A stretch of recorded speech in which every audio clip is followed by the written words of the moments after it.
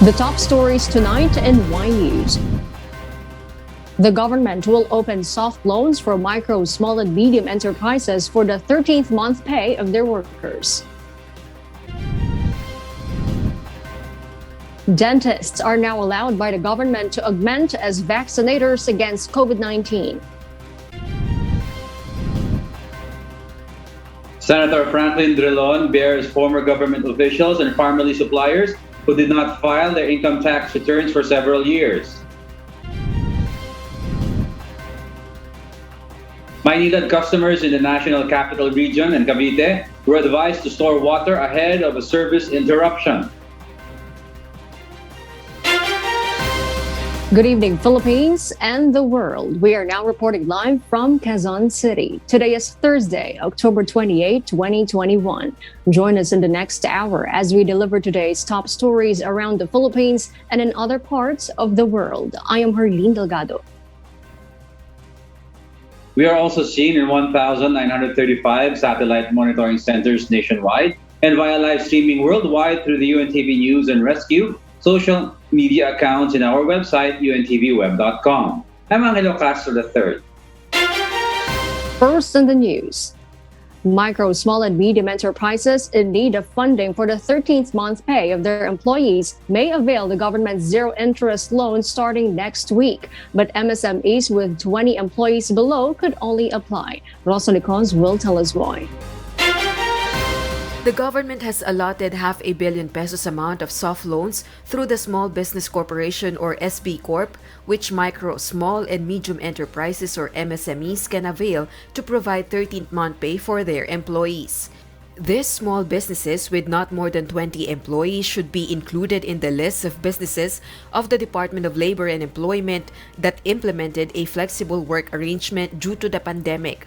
Starting November 2 until December 7, they can file their application online through SB Corp website or www.sbcorp.gov.ph.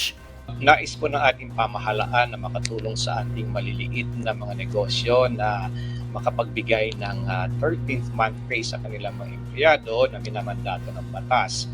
So kami po ay naglaan sa SB Corp under DTI ay naglaan ng pondong hanggang 500 million para po makatulong. Ito po ay soft loan. Firms who wish to apply for the soft loan have to complete their application and present barangay or city business permit. The standard amount for the loans is 12,000 pesos per employee. 6,000 to 7,000 companies are expected to benefit from the soft loans, and the applications may be processed in only 7 to 10 days. Rosalie Cos, UNTV News and Rescue. We serve the people, we give glory to God. The Department of Finance has urged lawmakers to study the recommendation to suspend excise taxes on petroleum. According to an official, the deferment could potentially hamper the government's recovery measures amid the pandemic. Delmarie Bohok explains why. The Department of Finance expressed to the members of the House Committee on Energy regarding their opposition on the proposed suspension of excises tax on fuel. The DOF warned it will also cost the government about 131.4 billion pesos in foregone revenues for 2022, which is, according to them, is detrimental to economic recovery. The unrealized public spending and the investments from the foregone revenues will also be detrimental to our economic recovery and long-term growth. According to Finance Director Yuvimil Nina Asuncion, providing a targeted subsidy to the transportation sector will be more equitable than removing all fuel excise taxes, which may only subsidize the consumption of higher-income households. If excise tax on petroleum products is suspended, the DOE estimated that it will lower pump prices by around 8 to 10 pesos per liter. We specifically propose the suspension of the excise tax because of the urgency in addressing the plight of our kababayans. House Panel Chair Representative Juan Miguel Arroyo is eager to push for the approval of the proposal to amend the oil deregulation law and to suspend the fuel excise tax. Delmarie Bohok, UNTV News and Rescue. We serve the people, we give glory to God. The rollout of the pediatric vaccination against COVID-19 across the country will begin on November 5. With this expansion, additional vaccination workforce will be needed. Aiko Miguel explains why. National Vaccination Operations Center Chairperson Undersecretary Mirna Kabutahe explains they will be allowing other medical professionals to augment as COVID-19 vaccinators. This was suggested by Metropolitan Manila Development Authority Chairman Benhur Abalos. Undersecretary Kabutahe said the Professional Regulatory Commission and the Philippine Dental Association had discussed the matter. Pwede na pong isama yung mga dentist na bakunador basta may konting training. So, yung technique lang, kasi first time silang magbabakuna ng mga kamay. Ang supervisor ng dentist ay medical doctor. Ibig sabihin, may consent. Alam ng doktor, yung head of the implementing unit, na meron siyang additional dentist. And Vox said local government units should prepare for the nationwide pediatric vaccination. They will be responsible for the vaccination sites, scheduling and registration of minors aged 12 to 17. We will leave it to the discretion of the local government unit, yung mga bakuna center, no? In general, pareho yan sa adult. Baka naman i-extend yung time, no? Considering some distance problems, o kaya naman na pwedeng Sabado and Linggo. Undersecretary Kabutahe reiterated LGU should also prepare post-vaccination areas for the pediatric population. This is to monitor if there would be adverse events after the vaccination of minors. Mas mataas ang incidence ng ating pericarditis, myocarditis sa mga bata. So, kailangan ma-explain ito sa mga nanay whether may comorbid yan o walang comorbid. May mga ibang side effect na hindi nakikita sa adult. Kagaya nung anxiety reaction, di ba? Yung bata natatakot na mabakunahan siya, pwede siyang mag-faint. Meanwhile, Health Spokesperson Undersecretary Maria Rosario Vergeres said the COVID-19 inoculation of minors aged 12 to 17 and the administration of booster shots for priority groups may be extended to January or February 2022. Aiko Miguel, UNTV News and Rescue. We serve the people, we give glory to God. The enforcement of health protocols will remain even if Metro Manila will be lowered to alert level 2. This according to Philippine National Police Chief Police General Guillermo Eleazar, as Metro Manila mayors are preparing for a possible alert level downgrade in November. Eleazar ensured the public that PNP is ready whatever protocol is implemented. Metro Manila is currently under alert level 3 until Sunday, October 31. For those watching our 24/7 live streaming on YouTube, please click the subscribe button you see on your screen and ring the bell for notification. You may also follow us on Facebook. Customers of the Maynilad Water Services Incorporated have started storing their water supply ahead of the scheduled service interruption starting tomorrow. Janice and Henta will tell us why. An estimate of 2 million Maynilad customers in Metro Manila and Cavite will be affected by the water interruption from October 29 to November 1. This is part of a pipe realignment project Maynilad is conducting to make way for the flood control project of the Department of Public Works and Highways. Kaya rin po namin maagang inabisuhan yung aming mga customers na maapektuhan para naman po ay enough time pa po para makapag-ipon sila nung gagamitin nila for that 24-hour duration na mawawala ng tubig. Maynilad will deploy 81 water tankers to affected residents. So, ang nakikita po namin yung deployment po ng water tankers ay makakonsentrate po karamihan dun sa mga areas sa Sampaloc, Manila na halos 3 araw po mawawalan sila ng tubig ng tuloy-tuloy. For the complete list of affected areas and their corresponding service interruption schedule, visit Maynilad's website www.mayniladwater.com.ph and social media accounts. Janice and Hente, UNTV, News and Rescue. We serve the people, we give glory to God. The transport sector calls for the increase of passenger capacity in public utility vehicles amid easing COVID-19 restrictions. The Parañaque Integrated Terminal Exchange, on their part, favors the appeal. Asher Cadapan Jr. tells us why. The Parañaque Integrated Terminal Exchange records an increasing number of passengers since the Alert Level 3 has been implemented in Metro Manila. About 56,000 public commuters utilized the terminal yesterday, while about 5,000 to 10,000 more passengers are expected to travel during the long weekend. PITX Head of Corporate Affairs and Government Relations Jason Salvador says most passengers utilizing the Grand Terminal are already fully vaccinated against COVID-19. And if everyone adheres to the minimum public health standards, including wearing a face mask and face shield, as well as regular sanitation, the PITX management deems it safe to increase the passenger capacity in public utility vehicles. Ang nangyayari po, dahil sa 50% capacity, medyo naiipon po yung mga pasahero natin. At sa kabilang banda, medyo nahihirapan na rin naman po i-sustain ng mga public utility operators yung kanilang operations. Kasi pag gusto patataas ng presyo ng crudo, tas kalahati lang po yung maisasakay nila, medyo hirap po talaga operations sila.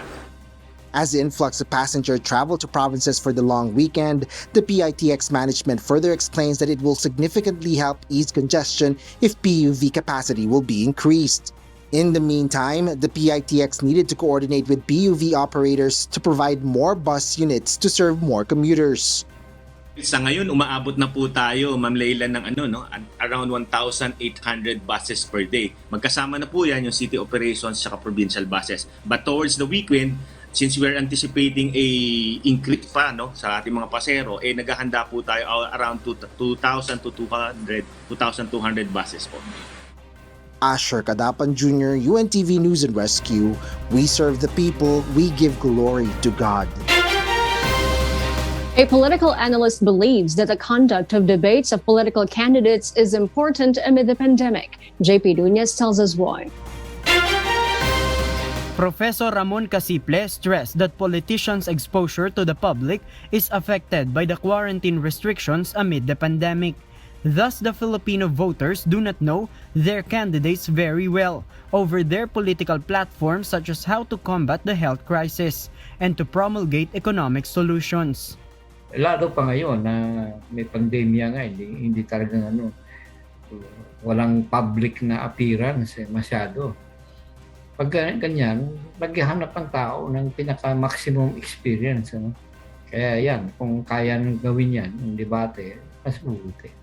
Casiple said it is also better to have face-to-face debates for the voters to discern their chosen candidates. Mahalagang makita mo kung ano talaga yung mga posisyon, kung paano nila ina-argue, kasi makikita mo doon kung tama yung argument.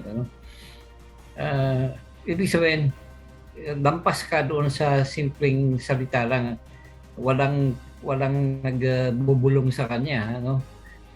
At pagkikita mo rin kung gaano kasensiro yung kandidato na yan. Kung paano niya in-argue, makikita mo yan kung nabubola lang. Meanwhile, in a statement, COMELEC spokesperson Director James Jimenez disclosed that they are currently preparing for the possible setup of the presidential debates. COMELEC has yet to release guidelines over this matter. JP Nunez, UNTV, News and Rescue. We serve the people. We give glory to God. Political candidates and private individuals who wish to have the service of police escorts or security should lodge a request from the Commission on Elections ahead of the 2022 national and local elections. Lea Ilagan will tell us why. The Philippine National Police, Police Security and Protection Group will recall all security details of political candidates and private individuals across the country ahead of the 2022 elections. PSPG spokesperson Police Major Jackson Cases said this is in line with their commitment to remain apolitical. Tatanggalan po sila. Ngayon po ang magiging proseso, mag-a-apply po sila sa COMELEC para po sila ay mabigyan. Parang katulad po yan ng gun ban exemption. I-apply po nila yung exemption ng kanilang security para po sila providean ng PSPG ng kaukulang protective security personnel. Casas adds if in case a politician is facing an imminent threat on his or her life, he or she can apply for an exemption from COMELEC. Kung hindi po sila i-approve ng COMELEC, hindi po sila bibigyan ng protective security. Doon po manggagaling yung mandato ng PSPG. Police personnel are prohibited to join election campaign or distribute election paraphernalia. Ang pulis po na naka-detail sa isang politiko, ang concentration po niya ay mag-provide lang po ng protective security. Hindi po siya pwedeng gamitin na driver, hindi siya pwedeng gamitin na sa pangangampanya. Violation po yan ng ating circular. Hindi po sila pwedeng mag-bitbit o mag-distribute ng mga campaign materials. Maaari po silang imbestigahan at pagkapatunayan po, magkakaroon po sila ng administrative case po. It's individual whether a politician or a private citizen can be entitled to at least 2 police escorts. Leia Ilagan, UNTV, News and Rescue. We serve the people, we give glory to God. For those watching us on YouTube, please click the subscribe button you see on your screens and ring the bell for notification. You may also follow us on Facebook. In the continuation of the Senate Blue Ribbon Committee inquiry, a senator revealed that 2 former government officials involved in the Pharmally probe and its suppliers did not file their income tax returns for years.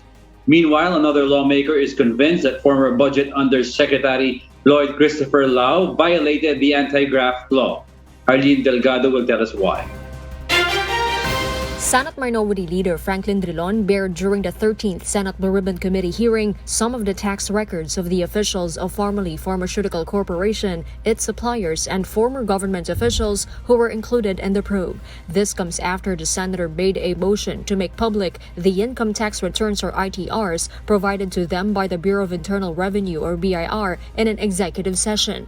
Based on the senator's observations, most of the ITRs were either not filed, unreadable, and/or incomplete, such as the ITRs of Pharmally executives Mohit and Twinkle Dargani, which were incomplete and have several unreadable portions.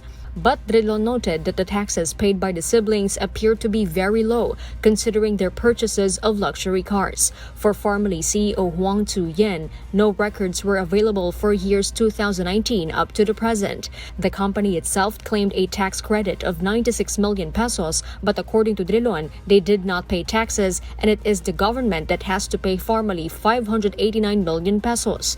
Meanwhile, former Presidential Economic Advisor Michael Yang did not file his ITRs for years 2014 to 2017.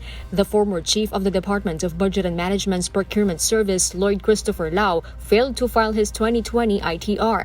The suppliers of Pharmally, including Tiger Film Marketing Corporation, corrected its tax records, and according to Drilon, it paid higher taxes when the committee called them out during the probe. Other suppliers, Green Trends Trading International, also did not file its ITRs for 2015 to 2021, while the tax records of Suzhou Construction Machinery Group from 2017 up to the present are not available. Under the law and under the regulations, those who bid for the supply of medical supplies, PPE, etc., should submit a certification of the taxes paid. So this again would indicate the need for us to closely review how the PSDBM is able to get away with all of these apparent violations.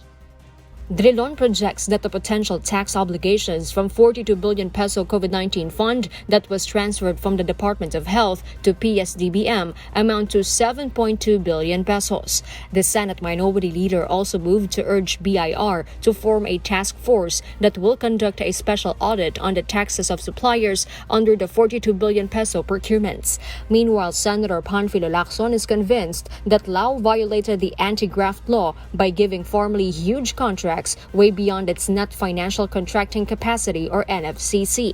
According to Lacson, with a net working capital of almost 600,000 pesos, Pharmally could only be given a maximum contract of 5.9 million pesos. Bakit pa unang-una pa lang na delivery, nasa 13 million na kagad mahigit.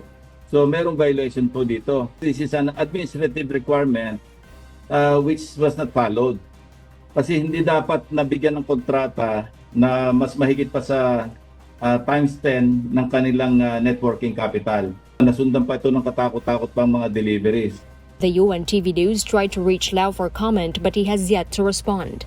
But in a hearing last month, Lau said that the NFCC is not a requirement, citing exemptions in emergency procurement under the Bayanihan law. The 14th Senate Blue Ribbon Committee hearing is set on November 4. Jorlin Delgado, UNTV News and Rescue. We serve the people, we give glory to God.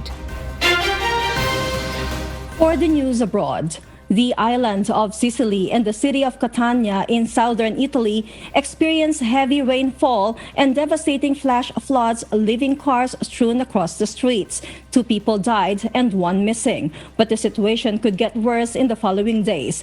Paul Gatchalian tells us why live. Good evening, Paul. Also, a stronger Medicane or Mediterranean hurricane-like storm is forecasted to continue in southern Italy in the next 2 days. Catania City Mayor Salvo Pugliese said it is particularly worrying and urged the residents to stay at home as schools and non-essential activities will be shut down. Domani, giovedì e per venerdì prossimo sono particolarmente preoccupanti. Mi auguro. The hurricane-like storm that forms over the Mediterranean Sea has dumped 1 year's worth of rain on the Lingua Gliosa region that has deluged the streets of Sicily and Catania since Monday. Regional Governor Nello Musumeci described the situation as very critical, and the scenes he saw across Catania and its province was atrocious. While in eastern Sicily, roads have been turned into streams, hundreds of houses were flooded, and the crops and buildings were damaged. Italian authorities confirmed the death of a 53-year-old man who drowned in Gravina. The death comes after the body of a 67-year-old man was found last Monday in Scordia. Rescuers are still searching for his 54-year-old wife. Over 600 rescue operations have already been carried out, according to the Interior Ministry.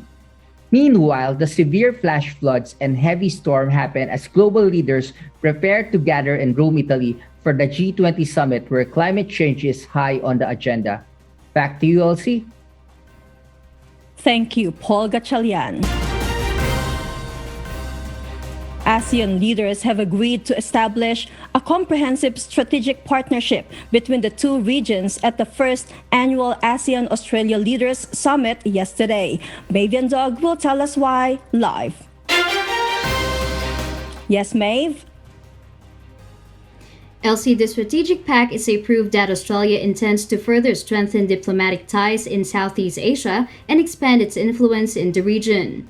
In a joint statement with Australian Foreign Minister Maris Payne, Prime Minister Scott Morrison said Australia supports a peaceful, stable, resilient, and prosperous region, and this partnership only shows the country's commitment to ASEAN's central role in the Indo-Pacific. Australia will be backing the agreement with substance, announcing a package of $154 million to fund projects in Southeast Asia in the areas of health and energy, security, pandemic recovery, and scholarships.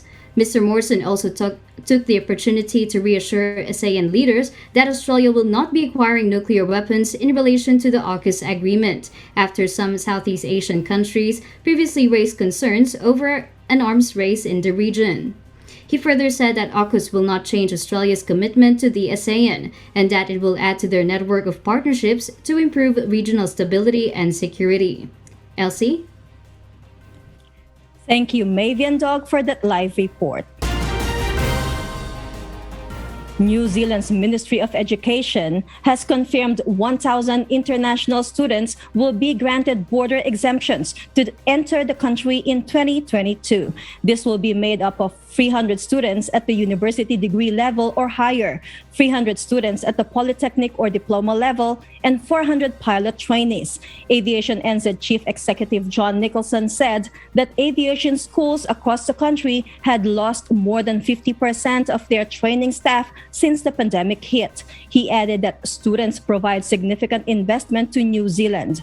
The students will likely be allocated in 11 or 12 aviation schools across the country between Auckland and Dunedin. The U.S. government is starting a legal appeal to extradite WikiLeaks founder Julian Assange after the judge that handled the case last January was allegedly misled by Assange's psychiatrist. RK Liorca will give us the details live. Good evening, RK. Good evening, LC. After his publication of classified U.S. military government documents relating to the Afghan and Iraqi wars last 2010, Mr. Julian Assange, 50, have been wanted in the U.S. for extradition. The said leaks were published in a website called WikiLeaks, where it revealed how U.S. military had killed hundreds of civilians in unreported incidents in Afghanistan, while thousands of civilians in an Iraq war showed how prisoners were tortured and killed by Iraqi forces. In January, the district judge overseeing the extradition appeal, Vanessa Baratzer, said Assange, even after the arguable crime, cannot be transferred to the U.S. because he was unwell and could take his own life. On Wednesday, James Louis Cusey, representing the U.S., said that the conclusion was wrong and his psychiatrist had misled the earlier judge by concealing his relationship with his partner and that they had 2 children. This meant that the judge could not consider the true risk of Assange taking his own life because the need to protect children is a factor that discourages people from suicide. LC, meanwhile, WikiLeaks editor-in-chief Christine Raffinson on a statement said that all the occurrences and accusations to Assange should be worthless and that there should only be one decision, and that is no extradition. Back to you, LC. Thank you, RK Liorca. A Gender X marker is now available on U.S. passport for citizens to choose in line with the announcement made by the state in June this year. Joselito Liquido will tell us why live. Joselito? Good evening, LC. The U.S. State Department has issued the very first American passport with a Gender X designation that does not denote the holder as someone exclusively female or male. The said option will provide more flexibility and choices to other people not wanting to be associated as gender male or female. In a statement made by Jessica Stern, U.S. Special Diplomatic Envoy for LGBTQ, she stated that it is a reality that there are more than 2 gender designations.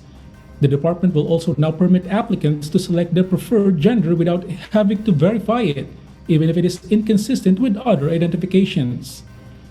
Medical certificate will also be a thing of the past as gender self-selection is now allowed. Some countries legally allowing non-binary gender selection are Australia, Germany, India, and New Zealand. The U.S. State Department confirmed that it will be rolled out broadly in 2022. Elsie? Thank you, Joselito Liquido. And those are the reasons behind the news in other parts of the globe. I am Elsie Marcos, live from Auckland, New Zealand. Good evening. And before we close, we will leave you with a word, giving glory to God. From the book of Proverbs, chapter 13, verse 11. It says, "Wealth gotten by vanity shall be diminished, but he that gathereth by labor shall increase."